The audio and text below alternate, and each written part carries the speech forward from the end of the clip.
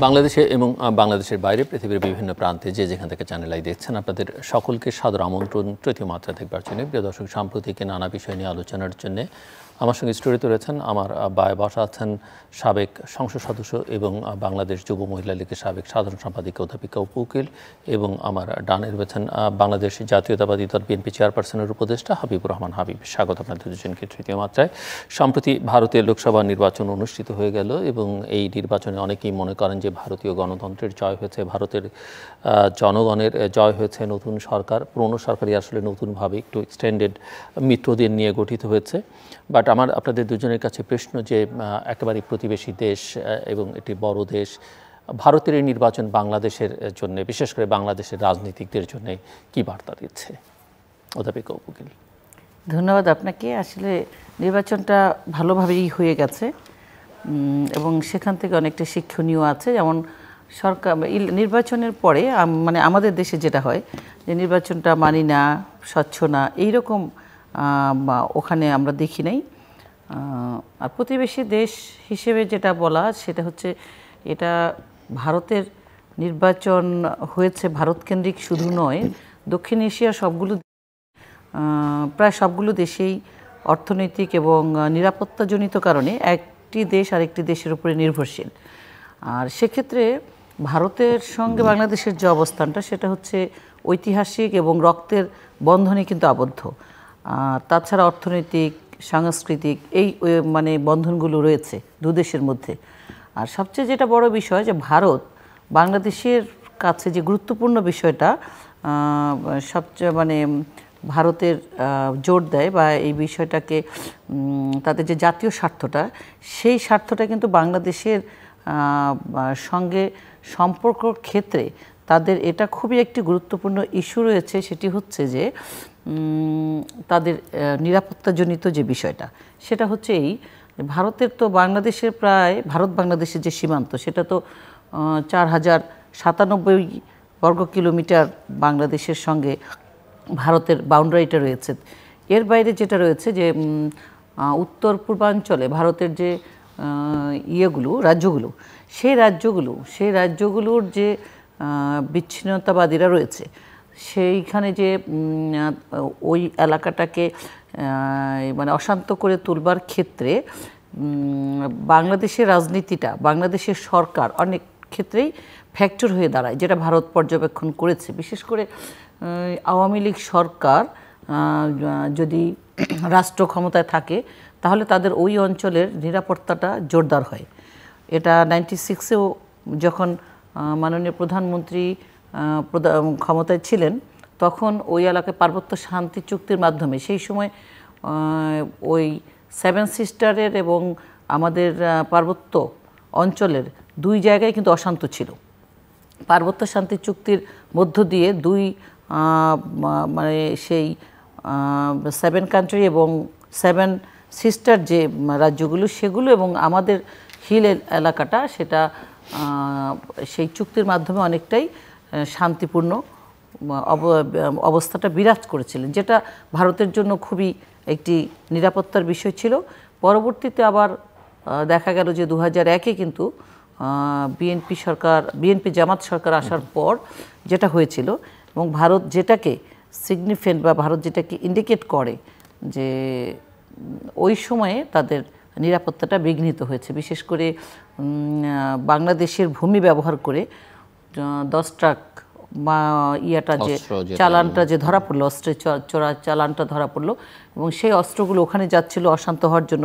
এখন অস্ত্রগুলো কোন দেশ থেকে এসছে বা এটা মামলার বিষয় বা রায়ে হলে সেটা বোঝা যাবে, কিন্তু ওই সময়ে এই বিচ্ছিন্নতাবাদীরা এতটাই সক্রিয় ছিল যে ভারত সেটা নিয়ে ভীষণভাবে একটা টেনশনই ছিল। এবং বাংলাদেশের পার্লামেন্টে কিন্তু মধুসাব বলেছেন যে ওই বিচ্ছিন্নতাবাদীরা উনি বাংলাদেশের মুক্তিযুদ্ধের সময় যেমন মুক্তিকামী জনতা মুক্তির জন্য লড়াই করেছে দেশ স্বাধীনের জন্য, ঠিক তেমনি ওই এলাকার মানুষও মুক্তিকামী, তারা ওই এলাকাকে স্বাধীন করার জন্য লড়ছেন, কাজে তাদেরকে সহযোগিতা করা যায়। এবং বিএনপির সময় কিন্তু সহযোগিতা করেছে, দেখেছেন অনুপ চেটিয়ার মতো ওনাদেরকে এই বাংলাদেশে আশ্রয় প্রশ্রয় দেওয়া হয়েছে, পর যেটা আওয়ামী লীগ সরকার 2009-এ এসে আবার ভারতের কাছে হস্তান্তর করেছে।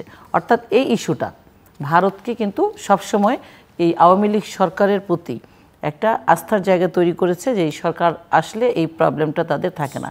এছাড়া আরেকটা বিষয় যেটা ভারতের যে পররাষ্ট্রনীতি এবং সেটার সঙ্গে বাংলাদেশের যে পররাষ্ট্রনীতিটা, যে সবার সঙ্গে বন্ধুত্ব, কারোর সাথে বৈরিতা নয়, এই দুই নীতির সমন্বয়ে ভারত এবং বাংলাদেশের যে একটি তাদের মানে দু দেশকেই তাদের পারস্পরিক সার্বভৌমত্ব বলেন, জাতীয় নিরাপত্তা বলেন, ব্যবসা বাণিজ্য বলেন, সব দিকে কিন্তু একটু নতুন মাত্রা দিয়েছে। আর বিশেষ করে বাংলাদেশের সঙ্গে ভারতের যে বিভিন্ন ইস্যুতে মতানৈক্য ছিল বা যেটা আমাদের ন্যায্য অধিকার ছিল, সেটাও কিন্তু এই সরকার, আওয়ামী লীগ সরকার। আপনি বলতে চাইছেন যে একটা আস্থার সম্পর্ক তৈরি হয়েছে এবং এই সরকারের আবার বিজয়ী হওয়ার মধ্য দিয়ে এটা আরো কন্টিনিউ করবে বা শুধু সরকার না, শুধু মানে বিরোধী দল যেটা আছে, যেমন ইন্ডিয়ার যে জোটটা আছে, কংগ্রেসের যে জোটটা, সেই জোটটা কিন্তু যেটা বাংলাদেশে যে ইয়েটা হলো সীমান্ত চুক্তি, সেই সময় সীমান্ত ছিটমহল চুক্তি যেটা 1947 সাল থেকে এই সীমান্ত চুক্তিটা ঝুলেছিল, সেটা যখন পার্লামেন্টে উঠেছে, লোকসভায় বা রাজ্যসভার কেউ কিন্তু এটা ভেটো দেয়নি, বাধা দেয়নি। কেন দেয়নি? কারণ তাদের সঙ্গেও কংগ্রেস এবং তার যে জোটে আছে তাদের সঙ্গেও এই বাংলাদেশের, বিশেষ করে এই সরকারের মাননীয় প্রধানমন্ত্রীর, তাদের সম্পর্কটা ঐতিহাসিক এবং খুবই ভালো। এই নির্বাচন থেকে যদি আপনি এক লাইনে আমি আপনার কাছে জানতে চাই যে কি মেসেজ বাংলাদেশের রাজনীতিবিদদের জন্য আছে বা বাংলাদেশের রাজনীতির জন্য আছে? এই নির্বাচনে একটি মেসেজ যেটা আমার খুব, যেটা বাংলাদেশ নিতে পারে, বাংলাদেশের জন্য সেটি হচ্ছে যে রাজনীতিতে ধর্মকে ব্যবহার করা চলবে না। ধর্ম অপব্যবহার করে বা ব্যবহার করে রাজনীতিতে ফায়দা লুটা, এটা কিন্তু একেবারে দেখিয়ে দিয়েছে নরেন্দ্র মোদী সাহেব। উনি বিশেষ করে উত্তরপ্রদেশে ওনার যে পরাজয়, সেটা থেকে বাংলাদেশের রাজনীতিবিদরা এই ইয়েটা নেবে যে জনগণ এটা কোনোভাবেই ভালোভাবে নেয়। ধন্যবাদ মিস্টার হাবিবুর রহমান হাবিব, আপনাকে ধন্যবাদ। সবার থেকে সবার শিক্ষা নেওয়ার আছে, আমরা পছন্দ করি কিংবা না করি।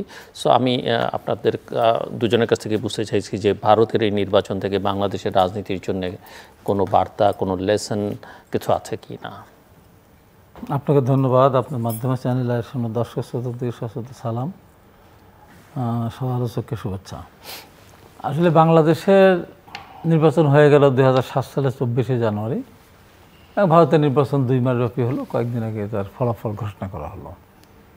এখানে বেসিক পার্থক্য তো এখানে রয়েছে যে 2 মাস ব্যাপী প্রায় নির্বাচন হয় ভারতে। সেখানে মানুষের আস্থার জায়গাটা ওখানে আছে যে আমি যাকে ভোট দেব সেই ভোটটার ঠিকমতো সংরক্ষিত থাকবে। যখন ফলাফল ঘোষণা করা হবে, আমি যাকে ভোট দেবো আমার ফলাফল আমি পাব। বাংলাদেশে তো এখানকার 1000 মাইল দূরে বাংলাদেশের ব্যালট পেপার নিয়ে ধরুন, ব্যালট বাক্স নিয়ে ধরুন মারা হয়। এবার আমি দেখলাম এই যে উপজেলা নির্বাচন হচ্ছে, এখানেও দেখতে তাই জায়গায়। তো আমাদের শিক্ষণীয় এটা যে গণতান্ত্রিক দেশ দাবি করতে গেলে সেখানে জনগণ যেন ভোট দিতে পারে সেই ব্যবস্থাটা থাকা দরকার। বাংলাদেশের বর্তমানে যারা সরকার আছে এই জিনিসটা তাদেরকে বেশি করে শিখতে হবে। আর আমরা যারা বিরোধী দল আছি, আমরা অবশ্যই গণতন্ত্রকে প্রাতিষ্ঠানিক রূপ দেওয়ার জন্য আমরা অবশ্যই সচেষ্ট। এখানে একটা জিনিস হলো যে ভারতের সব কিছুই বর্তমান সরকার অনুসরণ করে। আপনার বিদেশের ক্ষেত্রে, বিদেশি নীতির ক্ষেত্রে, যে কোনো সমস্যার সমাধানের ক্ষেত্রে, যে কোনো বিদেশি ভোটাভুটির ক্ষেত্রে, মতামত দেওয়ার ক্ষেত্রে ভারতের সাথে সরকারের কোনো মতপার্থক্য দেখা যায় না। তো বিএনপি যখন ক্ষমতা ছিল, বিএনপি স্বাধীনভাবে চলতে চেয়েছে, যেন জাপানের সাথে প্রতিদ্বন্দ্বিতা করে তারা সেদিন নেতৃত্ব পরিষদের সদস্য হয়েছিল। বা ভারত যেখানে ভোট দেয়, বিএনপি সেখানে ভোট হাতে দেয়নি, তার স্বাধীনতা ছিল, একটা স্বাধীন ভোট চলতে চাইতো। আওয়ামী লীগ সরকার তা না। তা আমি এবার বলবো যে আওয়ামী লীগ এই জিনিসটা অনুসরণ করুক, ভারতের ভোটের ব্যবস্থাটা অনুসরণ করুক। সবই যখন করে এই জিনিসটা করলে আমাদের দেশের জন্য উপকার হয়, ভালো হয়। তো এখানে পার্থক্য তো কিছু আছে, সেটা হলো যে ভারত আর আমাদের ভিতরে পার্থক্যটা অনেক। সেটা হলো এই যে 47 সালে দেশ স্বাধীন হওয়ার পর ভারত কিন্তু গণতান্ত্রিকভাবেই চলে আসছে। একদিনের জন্য সামরিক শাসন বা কোনো কিছু গণতন্ত্র সরকারের ব্যত্যয় ঘটেনি। কিন্তু পাকিস্তান বারে বারে সামরিক শাসন পাকিস্তানে এসেছে। তারপরে আমরা 1971 সালের স্বাধীনতার পর আমরা যখন ভোটে গেলাম 73 ভোট, সেখানে ভোটে ধরেন আওয়ামী লীগ সরকারই ক্ষমতা যেত নিঃসন্দেহে, কোনো এতটুকু তার চিন্তা করার কোনো কারণ নেই। তারপর দেখা গেল সেই নির্বাচনটা প্রতিদ্বন্দ্বিমূলক করা হলো, 9টা আসনে বিনা প্রতিদ্বন্দ্বিতা নির্বাচিত হলো। যারা 9 আসনে বিনা প্রতিদ্বন্দ্বিতা নির্বাচিত হয়েছিলেন তারা নির্বাচনে, আমি হলফ করে বলতে, তারাই জিততেন, বিনা প্রতিদ্বন্দ্বিতা হওয়ার দরকার ছিল না। এবং আরও কিছু আসন যেগুলিকে জোর করে সেই সময় নিয়ে যাওয়া হয়েছিল, বিনা প্রতিদ্বন্দ্বিতা হয়তো প্রতিদ্বন্দ্বিতা কেউ করতে চায়নি, সেই জন্যই হয়েছে বা দাঁড়ায়নি, তাই তো? না, সেইটা তো আমি মনে করি না। মানে ইতিহাস কি বলে যে তাদেরকে সরিয়ে দেওয়া হয়েছে, বসতে নির্বাচন করতে দেওয়া হতে পারে, সেটা আমি ধরে নিতাম যদি ওই সমস্ত মেজর জলিল, আসম আব্দুর রব, তারপরে যে আপনার দাউদকান্দি থেকে ইঞ্জিনিয়ার আব্দুর রশিদের ব্যালট পেপার ঢাকা নিয়ে এসে মুস্তাককে জয়লাভ করানো, আলিম আল রাজি, তার মশিউর রহমানের অনেক ভালো ভালো প্রার্থী ছিল। এমনকি আপনার রুবিন ফারহানার বাবা অলিয়াহাত কিন্তু নির্বাচিত ঘোষণা হয়ে গেছিল, তারপরে ওনাকে বাদ দেওয়া হলো। এই যে মানে জন্মলগ্ন থেকেই আমাদের নির্বাচনের ত্রুটি আমরা দেখে আসছি। জাতীয় সংসদ নির্বাচন এবং ইউনিয়ন কাউন্সিল নির্বাচন তো ওই সময় থেকেই ভোট কাটাকাটি, মারামারি, ছিল মারা সেভাবে শুরু হয়ে আসছে। তাই জন্ম থেকেই আমরা আসলে ত্রুটির মধ্যে দিয়ে আমরা জন্ম থেকেই চলছে। তারপরে ধরেন আপনার 75-এ একটা নৃশংস ঘটনার মধ্যে দিয়ে, সেটাও পৃথিবীর ইতিহাসে একটা বিরল ঘটনা। পৃথিবীতে কোনোদিন নিজের দলের লোকেরা নিজের দলের নেতাকে মারার পরে তারা সরকার গঠন করে সে বিচার করা যাবে না, ইন্ডেমনিটি দেওয়া, বা এই যে সংসদ থাকা, আমরা পৃথিবীর অনেক দেশে সামরিক শাসন দেখেছি। সামরিক শাসন জারি হলে সেখানে পার্লামেন্ট থাকে না, কিন্তু আমাদের বাংলাদেশে দেখে আমরা কী দেখলাম, 75 এত ঘটনা ঘটে, পার্লামেন্ট থাকলো। তারপরে ধরেন আপনার চলতে থাকলো। তো এরপরে যারা আগের দিন আওয়ামী লীগের মন্ত্রী ছিল রাত্রিবেলা, পরের দিন হয়ে গেল রাষ্ট্রপতি, তারপরে ওই সরকারের তারা হলো। এই যে জটিলতাটা দেখা দিয়েছে। তারপরে ধরো প্রেক্ষাপট পাল্টাতে একটা পর্যায়ে আসলে জিয়া রহমান ক্ষমতা আসলেন, সেখানে উনি এসে গণতান্ত্রিক ব্যবস্থা উনি প্রবর্তন করলেন, সেটা নিয়েও নানান কথাবার্তা বলে। তারপরেও এখনকার তুলনা চিন্তা করতে গেলে যে এখন রাতের বেলা ভোট হয়ে যায়, ভোট দেওয়া লাগে না, 100% ভোট কাস্ট হয়ে যায়, সেগুলো তখনও বলবো যে হ্যাঁ তখনও হয়েছে। হ্যাঁ, সেটা একটা স্বাধীন দেশের পরপর একটা গণতান্ত্রিক সরকার সেটা না, সেটা সেই সময়টা একটা কিছু ত্রুটি থাকবে। কিন্তু আজকে 52-53 বছর পরেও আজকে আমাদের সেইটাই আমাদের দেখতেছে। কেন? ওই যে জন্ম থেকে ত্রুটি, এই ত্রুটি আর আমরা সারতে পারলাম না। তারপর জেনারেল এরশাদ ক্ষমতা আসলেন, আসার পর ধরেন আপনার 86 নির্বাচন, ভোটার বিন জোর করে সিল মারা, আবার রেজাল্ট পরিবর্তন করা, 48 ঘন্টা বন্ধ রাখা, নানান ঘটনার মধ্যে দিয়ে আমরা এগোচ্ছি। কিন্তু আমার এখন তো একটা সিদ্ধান্ত আমাদের আসা উচিত যে ভারত আমাদের পার্শ্ববর্তী, যেটা আমরা এবার ভেবেছিলাম, এবং কেজরিওয়ালও বলেছিল যে বাংলাদেশের মতো ভারতের নির্বাচনের ফলাফল হয়তো গড়াতে পারে, এবং বিরোধী দলকে গ্রেপ্তার করে শেষ মুহূর্ত কেজরিওয়ালকে জামিন দিয়েছিল। রাহুল গান্ধীর সদস্যপদ একটা বক্তব্যকে কেন্দ্র করে বাতিল করে দেওয়া হয়েছিল, জেল দেওয়া হয়েছিল, পরে সর্বোচ্চ আদালত সেটা আবার সংশোধন করে তারা ফিরিয়ে দিলেন। এই যে তাদের কাছ থেকে এই নির্বাচনকে মাথায় রেখে অনেক কিছু শিক্ষণীয় আছে। হয়তো আমাদের এখানকার যারা বর্তমান সরকার আছেন তারা বলবেন যে হ্যাঁ নির্বাচন বিরোধী দল যায় না, কিন্তু তারা একবারও বলবেন না যে তারাও তো নির্বাচনে যান নাই, তারাও 80-এর নির্বাচন যান নাই, 96 নির্বাচনে যান নাই, একদিকে সংসদ থেকে পদত্যাগ করেছে 1994 যদি আপনি আমাকে বলেন, অনেকে না হলেও কেউ এই কথা ওই নির্বাচনের ফলাফল যখন ঘোষণা হচ্ছে তখন বলছেন যে বাংলাদেশকে যেভাবে অনেকে দেখার চেষ্টা করেন একইভাবে ভারতকে দেখার চেষ্টা করেন, দুটো সরকারকে একভাবে দেখার চেষ্টা করেন। কিন্তু নির্বাচনটা হয়ে যাওয়ার পরে অনেকেই বলছেন যে বিরোধীরা যে এই যে নির্বাচনে পার্টিসিপেট করে যে ফলাফল নিয়ে আসতে পারলো, সো বিএনপি তো সেই পথে যায় নাই, এবং সেটা বিএনপির ভুল কিনা বা সেই প্রশ্নটা, এমনকি অনেকে পাকিস্তানের উদাহরণটা টানেন। এক্ষেত্রে আপনি কি বলবেন যদি 1-2 লাইন আমাকে? 1-2 লাইনে পাকিস্তানে যেটা ছিল তত্ত্বাবধায়ক সরকার, দলীয় সরকারের দিনে পাকিস্তান নির্বাচন হয়নি। ওকে, ফাইন। ভারতের দলীয় সরকার নির্বাচন হয়েছে। ভারতে এই অভিযোগও করা হয়েছিল যে মিস্টার মোদি ইলেকশন কমিশনে ভারতের ইতিহাসে প্রথমবারের মতো নিজের একজনকে বসিয়েছিলেন, ম্যানিপুলেট করার চেষ্টা করেছেন, কিন্তু সেটা তো সেই অর্থে আর দীর্ঘদিনের ধারাবাহিকতা এসেছে, একবার তারা হয়তো পরিবর্তন করতে পারেনি। কিন্তু আমাদের কথা যে আমরা তো নির্বাচন তারিখ গেলাম, আমরা তো নির্বাচনে গিয়েছিলাম, আমাদের কিন্তু নির্বাচন ধরেন এবার তো 28 তারিখ থেকে তো আমাদের অফিসই বন্ধ করে দিল। ভারতকে তাই হয়েছে যে নির্বাচনে একটা দল নির্বাচন করতে পারবে না, তার অফিস বন্ধ থাকবে, তার মহাসচিবকে গ্রেপ্তার করবে, হাজার হাজার লোককে 2 মাসের ভিতরে সাজা দিবে। এটা কি কোথাও ভারতে হয়েছে? হয়নি। ওকে, আমি আসছি আবার আপনার কাছে। অধ্যাপিকা উকিল, এই হাবিব ভাই কিছু এমন কথা বললেন, মানে পুরানো ইতিহাসগুলো টানলেন। দেখেন, উনি বঙ্গবন্ধুকে খাটো করে, ছোট করে বঙ্গবন্ধুকে নিয়ে কথা বললেন হাবিব ভাই, যেটা মানে হাবিব ভাইয়ের মুখ থেকে শুনতে আমার একদম, অনেকেই বলেন, স্বাধীনতা বিরোধীরা বলেন, বিএনপি জামাত বলেন, হাবিব ভাই বিএনপি করেন ঠিক আছে, কিন্তু হাবিব ভাইয়ের মুখ দিয়ে যখন বের হয় যে বঙ্গবন্ধুকে নিয়ে ছোট করে কথা বলা, তাকে অসম্মানী করা, সেটা কিন্তু মানে খুবই দুঃখজনক। আপনি ৭৪-এ যদি বঙ্গবন্ধু নির্বাচনটা না দিতেন, ৭৩-এ, তাহলে কি হতো?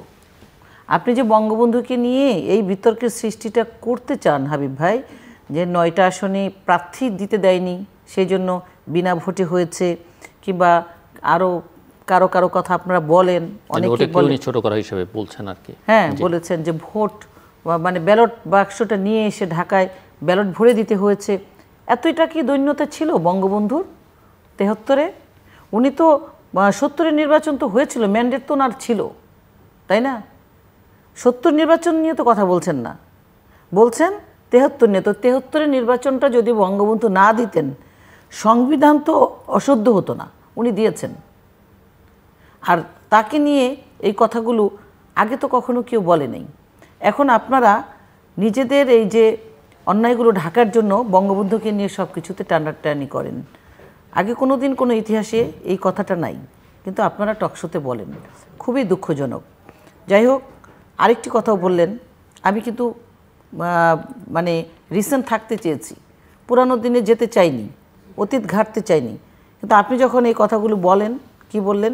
বঙ্গবন্ধু নিজের দলের লোকের কাছে নিহত হলেন, এটা একটা বিশ্বের ইতিহাসে এইরকম ঘটনা ঘটে নাই।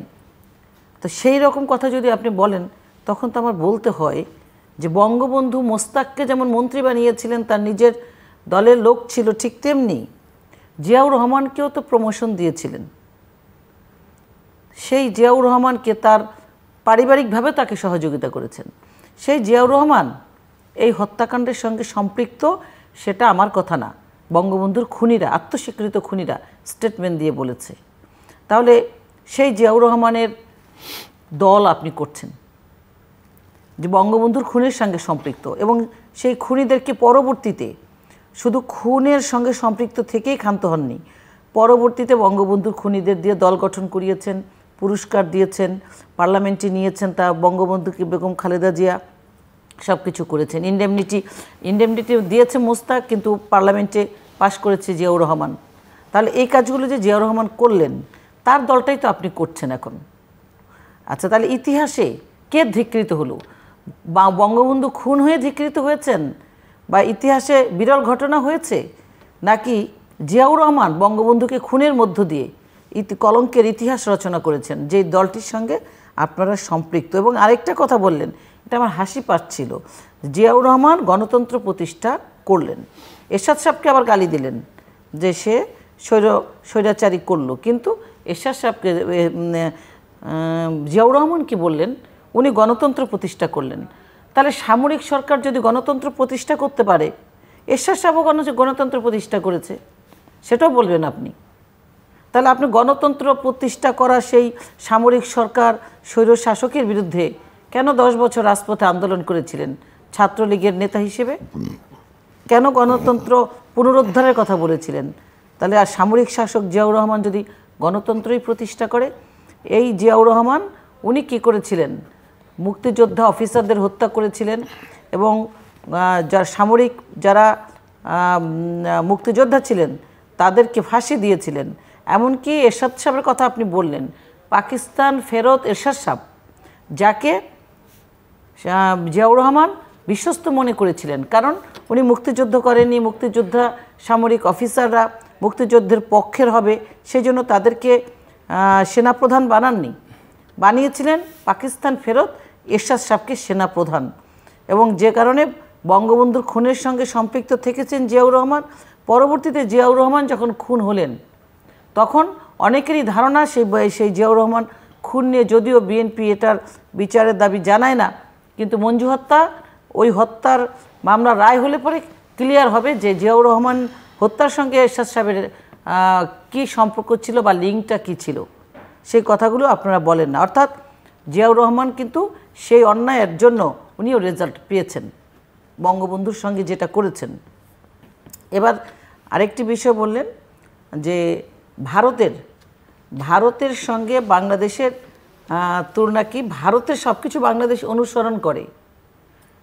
বাংলাদেশ কি অনুসরণ করে, বা মানে বাংলাদেশ সরকার বা এই সরকার ভারতের কি অনুসরণ করে, এটা আপনি বলবেন। আর আমি তো বললাম, প্রথমেই বলেছি, এখনও বলি যে পারস্পরিক সার্বভৌমত্বের প্রতি সম্মান, শ্রদ্ধাবোধ এবং জাতীয় নিরাপত্তার স্বার্থে দুটি দেশ তাদের পররাষ্ট্র নীতিতে অটুট থেকে তারপরে তারা এগিয়ে যাচ্ছে। মানে দুটি দেশই দুটি অবস্থান থেকে উন্নয়ন, অগ্রগতি, সমৃদ্ধির দিকে ধাবিত হচ্ছে, যেটা মানে তাদের দু দেশের পররাষ্ট্র নীতির ভিত্তিতে। যে সেখানে অনুকরণের বিষয়টি না, থাকতেই পারে না। আর ভারতের যে নির্বাচন প্রক্রিয়ার সঙ্গে আপনি বললেন যে সামরিক বা স্বৈরশাসক সেখানে ছিল না, কিন্তু এটা ভুলে গেলে হবে না যে ভারতে স্বাধীনতা বিরোধীরা রাজনীতি করে না। ভারতের জন্মের সঙ্গে বা ব্রিটিশ বিরোধী আন্দোলনের সঙ্গে যারা ব্রিটিশদের পক্ষের যে শক্তি, তারা ভারতে নাই, তারা ভারতে রাজনীতি করার তাদের কোনো সুযোগ নাই।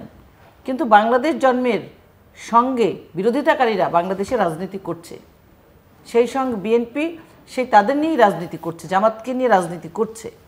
তাহলে ভারতের রাজনীতির সঙ্গে, নির্বাচন ব্যবস্থার সঙ্গে বাংলাদেশের এখানেই সমস্যাটা। এটার কারণেই সামরিক সরকার এসেছিল, বঙ্গবন্ধুকে হত্যা করেছে স্বাধীনতা বিরোধীরা, এই কারণেই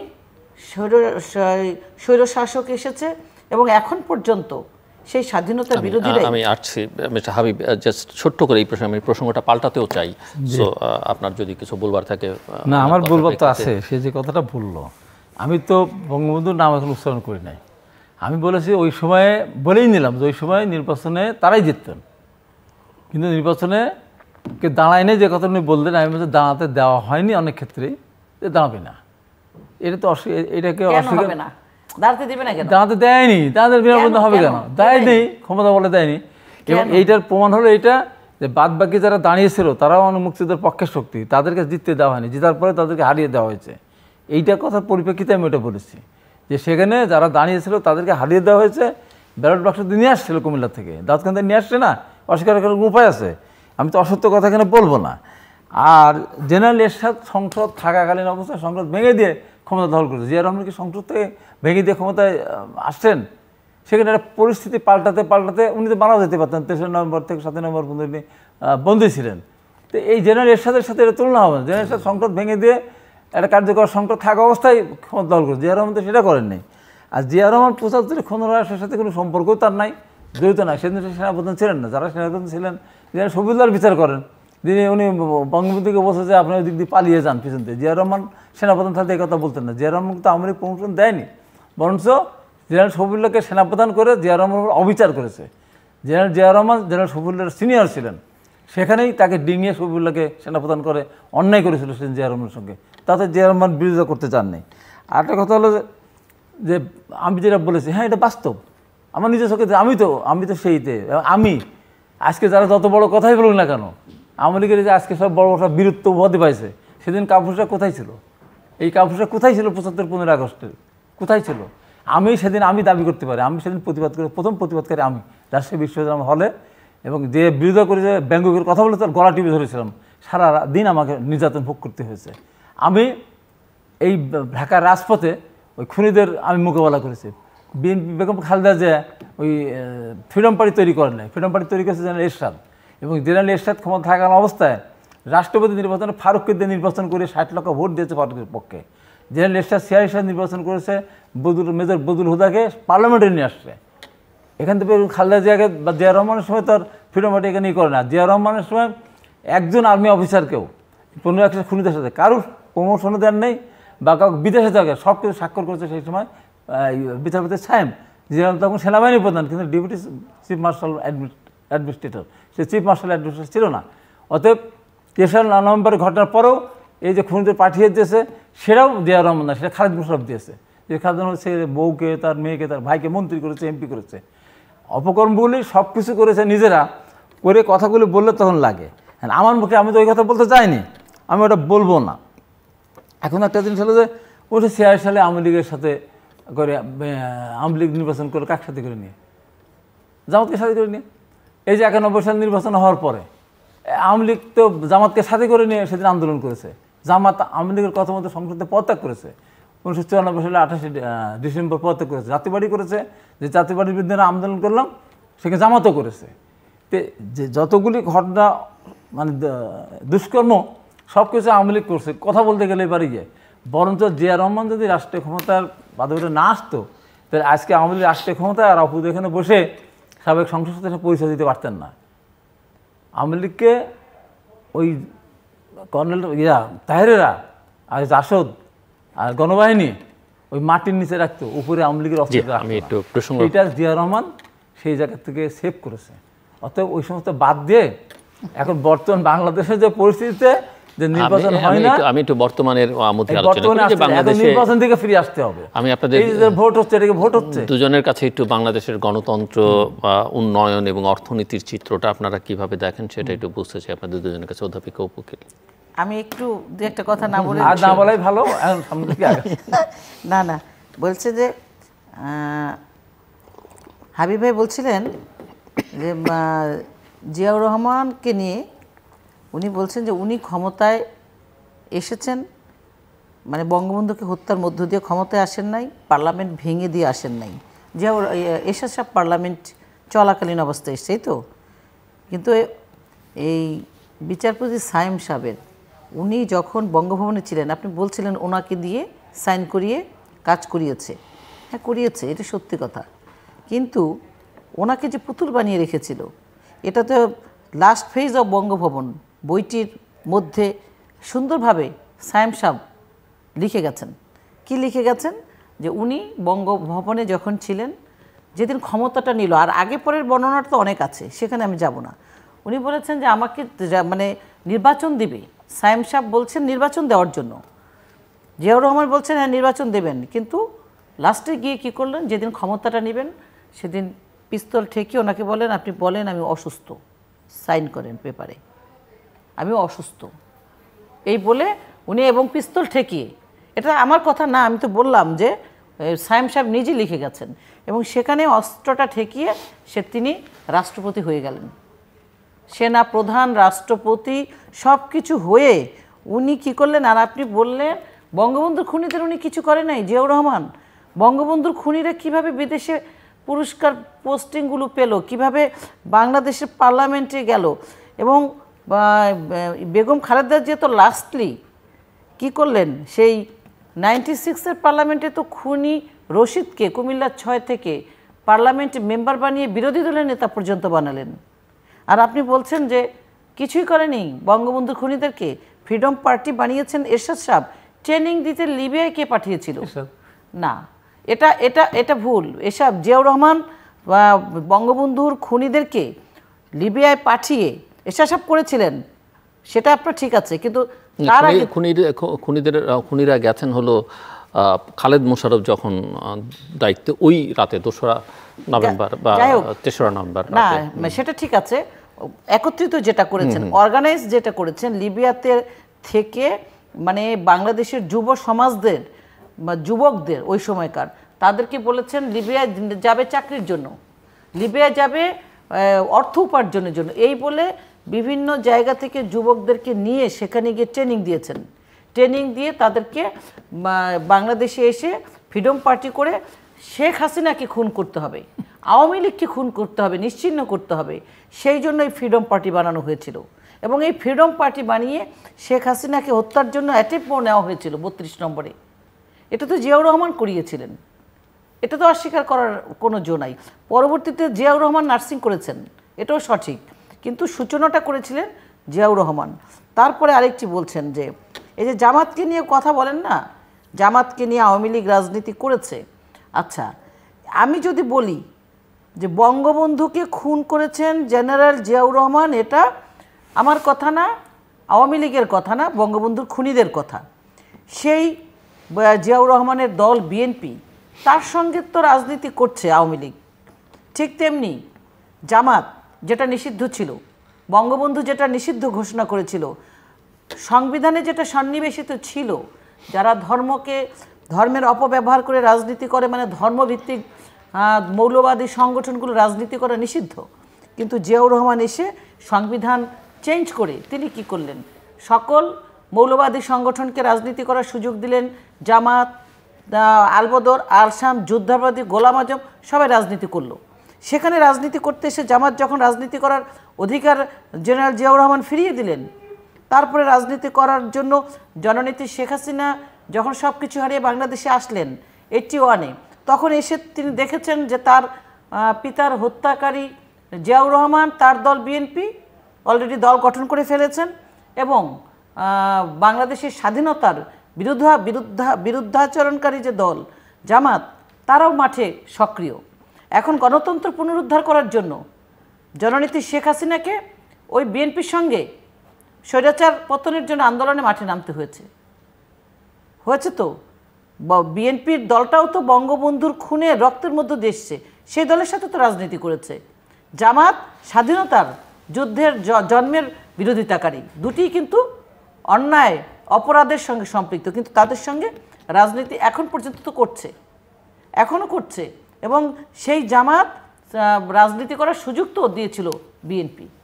সেই পাপের জের আওয়ামী লীগকে টানতে হয়েছে, বাংলাদেশের মানুষকে টানতে হয়েছে। এবং টানতে টানতে একটা পর্যায়ে এসে কিন্তু দেখেন আজ ঘৃণিত। সেটা বিচারটা কে করেছে? আপনি যখন বলেন হাবিব ভাই জামাতকে নিয়ে রাজনীতি করেছে আওয়ামী লীগ, এই জামাতের বিচারটা কে করেছে? বিএনপি কি করেছে? বিএনপি তো জামাত নেতাদের মন্ত্রী বানিয়েছে, পার্লামেন্টের মেম্বার বানিয়েছে, বা স্বাধীনতার পতাকা উড়িয়ে দিয়েছে। আর জননেত্রী শেখ হাসিনার সরকার এসেই তো তাদের আমার একটা প্রশ্ন ছিল, গণতন্ত্র উন্নয়ন এবং অর্থনীতি স্ট্যাটাসটা কি এখন এই মুহূর্তে আপনারা কি মনে করেন সেটা একটু? আমি অবশ্যই মনে করি, জাস্ট 2 মিনিট সময়ের মধ্যে যদি আপনি শেষ করেন। মনে করি যে মাননীয় প্রধানমন্ত্রী জননেত্রী শেখ হাসিনা তিনি 2009 থেকে এই পর্যন্ত এই 15 বছর 6 মাস বয়সে বাংলাদেশ রাষ্ট্রটিকে কোথা থেকে কোথায় নিয়ে এসছে সেটার বিশ্লেষণ অনেক সময়ের দাবিদার। শুধু এইটুকু বলতে চাই যে বাংলাদেশটা কিন্তু অবশ্যই এখন স্মার্ট বাংলাদেশের দিকে এগুচ্ছে। কথা আছে যে এখন আমাদের অর্থনৈতিক অবস্থাটা কেমন, বা বাংলাদেশে এই অর্থনৈতিক অবস্থা দিয়ে আগামীতে চলতে পারবে কিনা, না কোনো বাধা আসবে, এইরকম মানুষের বিভিন্ন ধরনের মানুষের নামে বলবো যে যারা আওয়ামী লীগের সমালোচনাকারী, তাদের মধ্যে এই ধরনের অপপ্রচারগুলো আছে। অপপ্রচার বলবো এই কারণে, আমার বিশ্বাস যে কোনো সংকটকালীন সময়ে এটা প্রমাণ করেছে জননেত্রী শেখ হাসিনা, সেটা যুদ্ধ বিধ্বস্ত এই ওয়ার্ল্ড হোক, যেখানে অর্থনৈতিক ধস নেমেছে টোটাল ওয়ার্ল্ডে, সেই সময়টিতে বলেন, কোভিডকালীন সময়ে বলেন, বাংলাদেশের আভ্যন্তরীণ যে যুদ্ধ মানে প্রাকৃতিক দুর্যোগে বলেন, যে কোনো ক্রাইসিসে জননেত্রী শেখ হাসিনা একজন ক্রাইসিস ম্যানেজমেন্ট লিডার হিসেবে তিনি আবির্ভূত হয়ে বাংলাদেশের জনগণকে তিনি রক্ষা করেছেন। এই 15.5 বছরে বাংলাদেশের মানুষ কেউ বলতে পারবে না যে এই সরকারের কারণে আমি না খেয়েছিলাম, মানে কোনো ক্ষতি হয়েছে। উনি নিজে বন্যায় দুর্ভিক্ষে একটি মানুষের জন্য না খেয়ে না মারা যায় সেই ব্যবস্থা উনি করেছেন।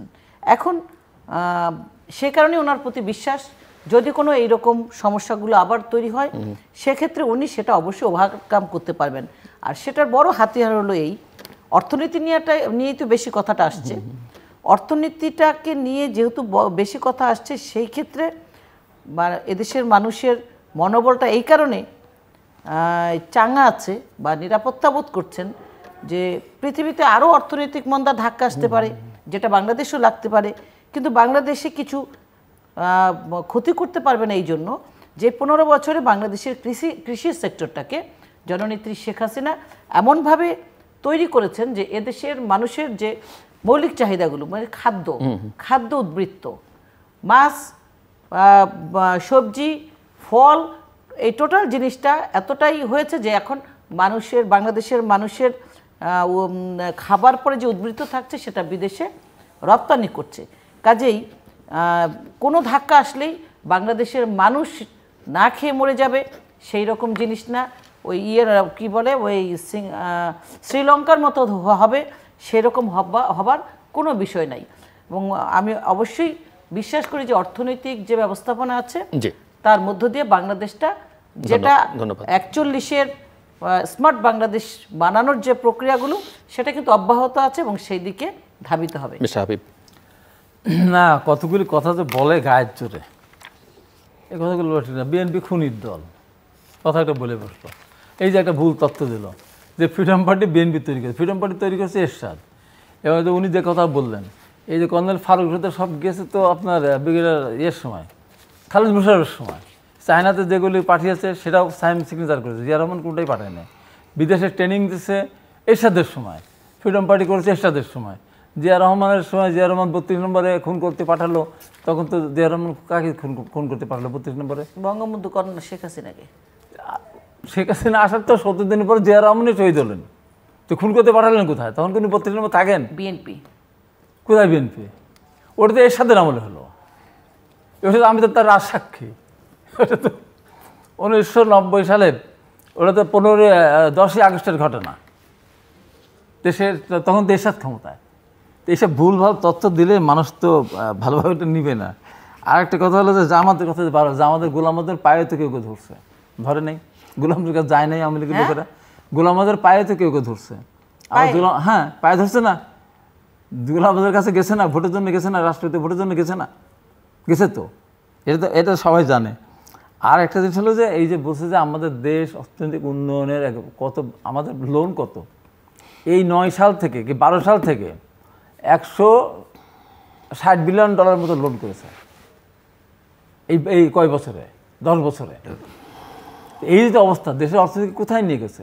এই যে কেলেঙ্কারি, একটার পর একটা কেলেঙ্কারি। মালয়েশিয়া যে এবার মানুষ এই যে শ্রমিক যেতেছিল, এই যে কত হাজার শ্রমিকরা যেতে পারলো না, ওখানে লাগে কত, 60-70 হাজার টাকা লাগে, 5 লাখ 5.5 লাখ করে, তাও যেতে পারতেছে না। এই যে মিডল ইস্টে কত শ্রমিক যেতে পারতো, যেতে পারে নাই। বাংলাদেশের অর্থনীতিতে তো অনেক 25 থেকে 30 লক্ষ মানুষ, আওয়ামী লীগ রাষ্ট্রীয় ক্ষমতা না আসলে বিএনপি ক্ষমতা থাকলে তারা যেত, তাহলে বাংলাদেশের কত রেমিটেন্স আসতো। আজকে বাংলাদেশের অর্থনীতি কোন জায়গায়? শ্রীলঙ্কা তো এখন আবার ঘুরে দাঁড়াচ্ছে, বাংলাদেশ কোথায় আছে? বাংলাদেশে যে এখন যে বাজেট দিচ্ছে, বাজেট কত? বাজেট 7 লক্ষ প্রায় 96,900 কোটি টাকা। সেই তার হলো 2,56,000 টাকা ঘাটতি বাজেট। এ টাকা কোথা থেকে নিয়ে আসবে? ব্যাংক থেকে নেবে 1,37,000 কোটি টাকা, আর বিদেশ থেকে নেবে বাদ বাকিটা, এই ঘাটতি পূরণ করবে। এই তো অবস্থা বাংলাদেশে। এত উন্নয়ন, তো আজকে এই অবস্থাটা কেন? এখন খাদ্যশস্য যদি বলা যায় যে আমরা ইম্পোর্ট, আমরা রপ্তানি কোথায়? গম আমরা 50-60 লক্ষ টন গম আমরা আনি, এটা খাদ্য না? আমরা প্রতি বছর কত কোটি টাকার আমরা ফল ইম্পোর্ট করি, আঙ্গুর, আপেল, ডালিম, বেদানা, তারপরে আপনার সব মালটা, নাশপাতি, কত ফল আমরা আমদানি করি। আমরা বাংলাদেশে কতটুকু আমরা এক্সপোর্ট করি, কতটুকু হয় আমরা কিছু এক্সপোর্ট, হয়তো কিছু কিছু জায়গায় আমরা হয়তো অল্প বিস্তার করি। আমরা তো বিদেশ নির্ভরশীল, এখন আমরা বিদেশ থেকে আমাদের সব কিছু মাছ, আমরা কিছু মাছ এক্সপোর্ট করি, কিছু মাছ ইন্ডিয়াকে দেই, উপহার হিসাবে দেই। এই তো এখন কথা হলো যে আমাদের বর্তমান অবস্থাকে, যে ব্যবস্থা নিয়ে আমরা বর্তমান আছি গণতান্ত্রিক, এই সরকার যদি এতই ভালো মানুষের কাছে গ্রহণযোগ্যতা পেয়ে থাকে, তাহলে ভোট দিতে ভয় পায় কেন? একতরফা ভোট করে কেন? ভোটের সময় বিরোধী দল অফিস বন্ধ করে দেয় কেন? বিরোধী নেতাদেরকে কারাগারে পাঠায় কেন? মিথ্যা মামলায় সাজা দেয় কেন? সব বাদ দিলাম, এখনই তো উপজেলা নির্বাচন হচ্ছে। আওয়ামী লীগ যত ধরনের সুযোগ সুবিধা দেওয়ার দরকার, যত ধরনের প্রচারণা করার দরকার, জাতীয় সংসদ নির্বাচন আমরা দেখেছি গাড়ি ঘোড়া ট্রান্সপোর্ট দেওয়া হয় না, এখন ট্রান্সপোর্ট দেওয়া হচ্ছে, টেম্পু, ভুটভুটি, পাঠিয়ে, রিক্সা পাঠিয়ে, তা আমার ভোট কেন্দ্রে যাচ্ছে না। আমরা দেখেছি গ্রামে আগে ছাগলকে যদি পানিতে নামানো যায়, ইচ্ছা করা হয়, ছাগল নামে না, গলায় দড়ি দিয়ে টানলেও যায় না। তো মানুষ আজকে আওয়ামী লীগ ভোট কেন্দ্রে মানুষকে গলায় দড়ি দিয়ে টানার মতো টানতে, তাও যাচ্ছে না কেন? তাহলে সরকারের প্রতি আস্থা নেই। এই সরকারের সময় যে অপরাধ করেছে এই সরকার, এই যে বেনজির, আরে বাবা এত বড় পোস্ট, মেট্রোপলিটন কমিশনার, র্যাবের ডিজি, পুলিশের প্রধান, উনি বেসরকারি কর্মকর্তা, প্রাইভেট ফার্মে চাকরি করেন, সেইটা দিয়ে উনি পাসপোর্ট করলেন।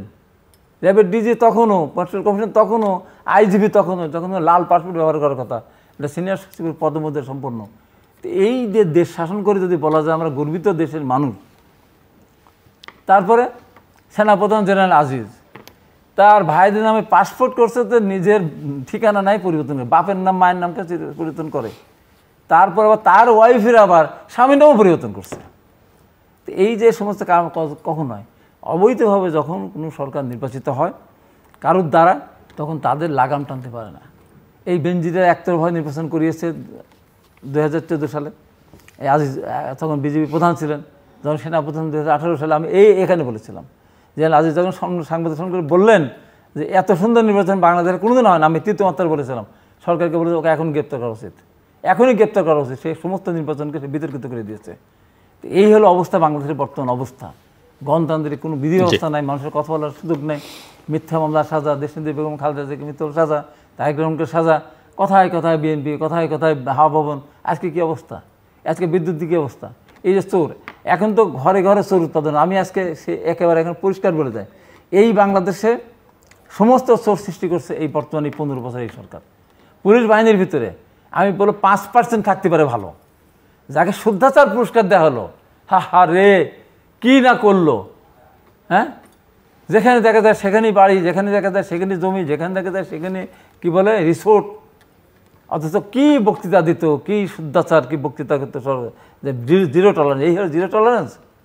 আজকে বর্তমান যারা সরকারে এই যারা আছে, ডিআইজি থেকে শুরু করে বিভিন্ন পর্যায়ের, এদের খুঁজে বের করলে আটকুর ধন্যবাদ। প্রত্যেকটা ক্ষেত্রে আওয়ামী লীগের নেতা কর্মীরা যেমন, আওয়ামী লীগের যে এই 15 বছরে আওয়ামী লীগ নেতা পরিবর্তন, কত পরিবর্তন হয়েছে।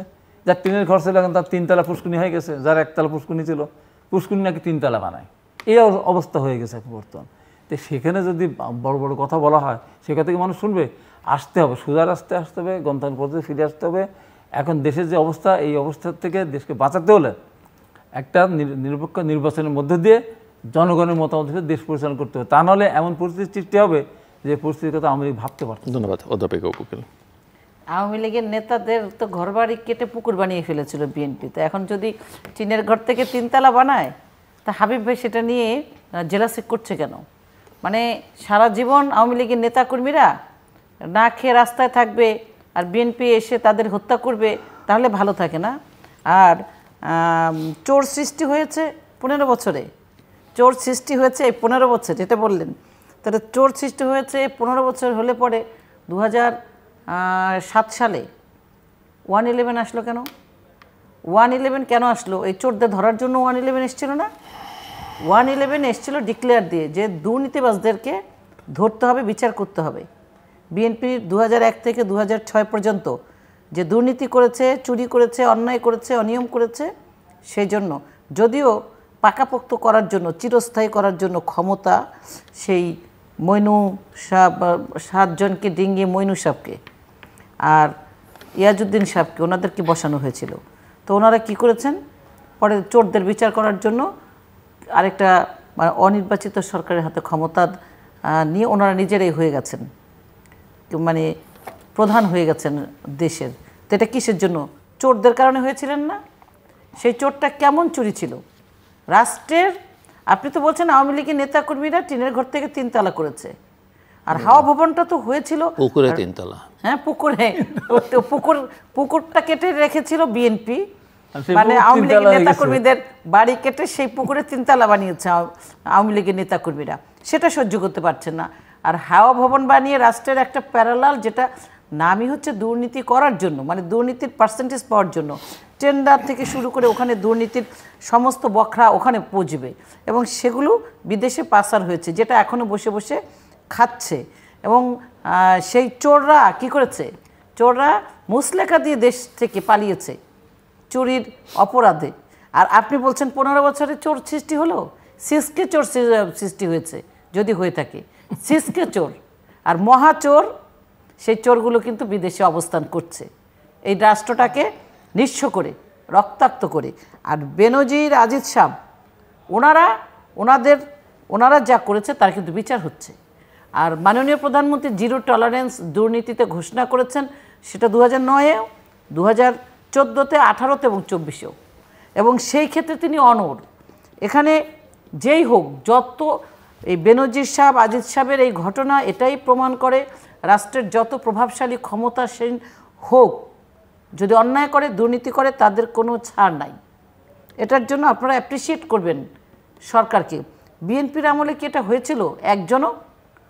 যে হাওয়া ভবনের বিরুদ্ধে বাংলাদেশের জনগণ রাজপথে নেমে রাজপথ কাঁপিয়ে দিয়েছিল, কিন্তু হাওয়া ভবনের তো কিছু হয় নাই, দুর্নীতিবাজেরও বিচার হয় নাই।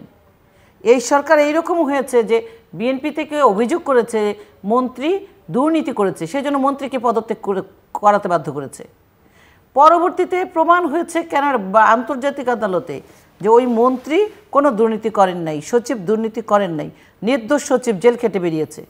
এটাই তো এই সরকারের অ্যাচিভমেন্ট। তাহলে চোর সৃষ্টি করলো কারা? আর সরকারের প্রতি যদি জনগণের আস্থা না থাকে, তাহলে জনগণ বসে আছে কেন? আমি আসছি, আমরা একেবারে শেষ প্রান্তে, জাস্ট আপনাদের প্রত্যেকের জন্য কনক্লুডিং রিমার্কস 2 মিনিট করে সময়। হাবিবুর রহমান হাবিব। না, এই যে হাওয়া ভবনের বিচার করে না কেন? 18 বছর হয়ে গেল, হয়ে যাচ্ছে তো কই কাউ তো বিচার হলো না তো। হাওয়া ভবন দুর্নীতি করে থাকে তো বিচার হয় না কেন? বিচার হয় না কেন? খুঁজে কিছু পায় না কেন? সারা পৃথিবীতে তন্ন করে খুঁজে তারেক রহমানের নামে কিছু পেয়েছে কিছু? আওয়ামী লীগে আমি বলছি যে আওয়ামী লীগ যে দুর্নীতি যে পরিমাণ করেছে, এটা সামনের দিনে যখন আসবে, আওয়ামী লীগ যখন ক্ষমতা থাকবে না, আওয়ামী লীগের সিদ্ধান্ত ক্ষমতা থাকবে না, তখন বোঝা যাবে যে দুর্নীতি কাকে বলে, হাওয়া ভবন কি দুর্নীতি করেছিল আর বর্তমান আওয়ামী লীগ কি দুর্নীতি করছে। তো এখন কথা হলো যে আওয়ামী লীগের তো গোড়াই গলদ, যারা নির্বাচন ছাড়া যারা ক্ষমতা থাকে, সে দেখি একটা ডাকাতি করে মালামাল অনেক জমা করে সে যদি আইনি শাসন প্রতিষ্ঠা করতে তার লোকদেরকে বলে তোমরা খারাপ কাজ করো না, মানুষের হক নষ্ট করো না, মানুষের সম্পদ দখল করো না, আমি কিন্তু এগুলো সহ্য করবো না, তাহলে হবে? তো বর্তমান সরকার তো ডাকাত, এটা ভোট চোর, ভোট ডাকাত। তো ডাকাত আবার কি বিচার করবে? মানুষের নিজে তো ডাকাত, মানুষের অধিকার হরণ করছে, অপরাধ আর কিছু আছে? কত মানুষ মারা যাচ্ছে, ভোট না দিয়ে মারা যাচ্ছে। তাই বলবো যে একজন ডাকাত কোনোদিনও তার অধীনস্থ যে সমস্ত যারা থাকে সদস্য তাদের বিচার করতে পারে না। তো একটা ডাকাত সরকারও একটা দেশ সুন্দরভাবে পরিচালনা করতে পারে না, তার অধিকারই তো নেই আরেকজনকে কথা বলা। আজকে কেন এত অনিয়ম হচ্ছে, কেন এত দুর্নীতি হচ্ছে, কেন আজকে যেখানে হাত দিয়েছে সেখানে এরকম কাড়ি পাওয়া যাচ্ছে, বিভিন্ন ধরনের সংবাদ পাওয়া যাচ্ছে, এখন কত যে জমা হয়ে আছে, এগুলোর হিসাব করতে গেলে এটা মানে রোজ কেমন এসে যাবে, এই সম্পদের কিন্তু হিসাব শেষ হবে না। অতএব কথা বলতে গেলে হিসাব করে বলতে হবে, গণতান্ত্রিক পদ্ধতিতে ফিরে আসতে হবে। কাজ ধরে ক্ষমতা চিরদিন থাকা যাবে না। মানুষ সহ্য করতেছে, অনেকদিন সহ্য করছে, বহুদিন সারা জীবন সহ্য করবে, এরকম এখন যদি এই যে বাজেট দেওয়ার সঙ্গে সঙ্গে যে জিনিসের দাম বেড়ে যায়। শেষ কথা বলি, এই যে আমি যে জেলখানায় ছিলাম, খেজুর নিয়ে কত কথা হলো। আরে খেজুরের পর ট্যাক্স দেখে 300-400% ট্যাক্স।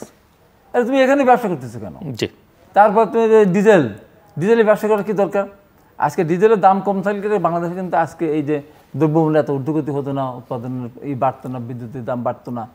আজকে এই সমস্তগুলি চিন্তা করে কথা বলতে হবে। ধন্যবাদ। সামনের দিকে ওই ভারতের নির্বাচন নিয়ে কথা উঠছিল, হ্যাঁ ধন্যবাদ। ভারতের এই নির্বাচন দিকে যদি আমরা অনুসরণ করি তাহলে দেশ বাঁচবে, আমরা বাঁচবো, দেশ উন্নতির দিকে যাবে।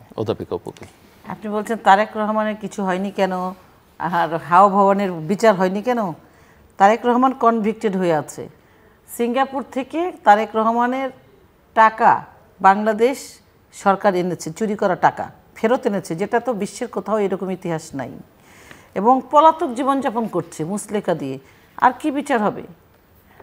মানে আর কি বিচার চান আপনি? আমি জানি না কিসের মুসলেকা দিয়ে, সেই সময় প্লিজ সময় নেই, আর কি বিচার আপনি ওনার চান আমি জানি না। হাওয়া ভবনের যারা সম্পৃক্ত সবাই আওয়ামী লীগ মামলা করেনি, 111 সবগুলো মামলা করেছে। আমাদের বিনা কারণে শাস্তি দিল। আপনি আরেকটা কথা বলছেন না বারবার যে ভোট দেয়নি, নির্বাচন দেয়নি। এই সরকারের সময় এত নির্বাচন হয়েছে, একদম টাইম টু টাইম, সময়ের সঙ্গে সঙ্গে, একদিনও লেট করে নেই। ইউনিয়ন পরিষদ হোক, উপজেলা হোক, পার্লামেন্ট হোক, বিএনপি নির্বাচনে আসেনি, বিএনপি নির্বাচনে অংশগ্রহণ করেনি। তবে বিএনপি আসতো যদি ওই যে হানা ভোট, মিডিয়া কুয়ের ভোট, 96 সালের ভোট চুরি, পরে জনগণ টেনে হিসড়ে ক্ষমতার মসনদ থেকে টেনে নামানো, 1,30,23,00,000 ভুয়া ভোট সৃষ্টি, এই সুযোগ যদি পেত তাহলে বিএনপি ওই নির্বাচন কি হয়েছে? আসতো। বাংলাদেশে ওই নির্বাচন হয়েছে? কোনোদিন বিএনপি নির্বাচনে আসবে না। কেন আসবে না? ওই পেছনের দরজা দিয়ে ক্ষমতায় যাওয়ার সিঁড়ি বন্ধ, একদম রাস্তাটা বন্ধ হয়ে গেছে। এটা এখন ডিজিটাল স্মার্ট বাংলাদেশ। এখন আর 2 নম্বরই কায়দায় ক্ষমতা দখল করার কোনো উপায় নাই। 2 নম্বর কায়দায় ক্ষমতা আছে তো। বিএনপি কখনো নির্বাচনে আসবে না। আস্তে আস্তে এই যে বিএনপি দলটি পতিত হয়ে যাচ্ছে, একেবারে খাদের কিনারায় চলে গেছে, ডুবে যাবে অতল গহ্বরে। খাদের কিনারে যদি বিএনপি যায় সেদিন আওয়ামী লীগ ক্ষমতা ছেড়ে দিয়ে নির্বাচন করবে। ক্ষমতায় যাওয়ার স্বপ্ন তো স্বপ্নই থেকে যাবে, এবং এটাই অন্যায়ের পাপের রেজাল্ট। অন্যায়ের পাপ কি পাপ সামনে দর্শক, অনুষ্ঠানের শেষ প্রান্তে আমরা সামাজিক যোগাযোগ মাধ্যম ফেসবুক এবং এক্সে তৃতীয় মাত্রা লাইভ স্ট্রিম হচ্ছে, আপনারা দেখতে পারেন। টেলিভিশনের পর্দায় দেখতে না পারলে যে কোনো সময় যে কোনো স্থান থেকে ইউটিউবে তৃতীয় মাত্রা চ্যানেলটি সাবস্ক্রাইব করি পর্ব বা পুরনো পর্বগুলো আপনারা দেখতে পারেন। মিস্টার হাবিবুর রহমান হাবিব এবং মধ্যপিক অপুকুল, অসংখ্য ধন্যবাদ এই আলোচনা অংশ নেবার জন্য। দর্শক, আমরা যেখান থেকে শুরু করেছিলাম ভারতের নির্বাচন থেকে বাংলাদেশের জন্য শিক্ষা কী বা বার্তা কী, বিশেষ করে রাজনীতির জন্য, রাজনীতিকদের জন্য অত্যন্ত গুরুত্বপূর্ণ এই প্রশ্নটি। আমরা ভারতের মিত্র হই বা শত্রু হই, যেভাবে দেখি না কেন, বিদ্বেষপূর্ণ মনোভাব আমাদের ভারতের প্রতি থাকতে পারে বা অন্ধ ভালোবাসা থাকতে পারে, সেটা থাকুক, কিন্তু শেখার সেটা হচ্ছে যে ভারত তার প্রতিষ্ঠানকে গড়ে তুলেছে এবং সেই প্রতিষ্ঠান আসলে শেষ পর্যন্ত যে সুফল দেয় জনগণের জন্য, গণতন্ত্রের জন্য, সেটা প্রমাণিত হয়েছে। ভারতের জনগণের মধ্যে এখনও গণতান্ত্রিক মূল্যবোধটা আছে এবং এই মূল্যবোধ খুবই অপরিহার্য। এবং ভারত যে বহুত্ববাদের আকাঙ্ক্ষা নিয়ে ভারতের যাত্রা শুরু, সেই বহুত্ববাদকে ভারত এখনও পর্যন্ত মর্যাদা দিতে পারছে। হ্যাঁ, যে কোনো সমাজে, যে কোনো রাষ্ট্রে, যে কোনো পরিবেশে ব্যত্যয় বিচ্যুতি থাকতে পারে, কিন্তু শেষ পর্যন্ত মূল শক্তি সেটি জয়ী হয়েছে এবং এটি হচ্ছে ভারত থেকে আমাদের শিক্ষা। আমরা অনেক কিছু করি, আমরা প্রতিষ্ঠান গড়ে তুলি না, প্রতিষ্ঠানকে স্থায়িত্ব দিতে চাই না, শক্তিশালী করি না, আমরা মূল্যবোধকে ধ্বংস করবার কাজ করি। আমরা গণতন্ত্রের কথা বলি বটে, কিন্তু গণতন্ত্রের প্রতি যথেষ্ট পরিমাণে শ্রদ্ধাশীল না, এবং এটা কম বেশি আমাদের সকলের জন্যই প্রযোজ্য। শুধুমাত্র রাজনৈতিক দল বলছি না আমি, আমরা নাগরিক হিসেবেও এখানে আমাদের নিজেদেরও দুর্বলতা আছে, সেটাও আমাদের মাথায় রাখা দরকার। দর্শক, আমাদের সঙ্গে থাকবার জন্য অসংখ্য ধন্যবাদ। আপনাদের সবার জন্য শুভকামনা।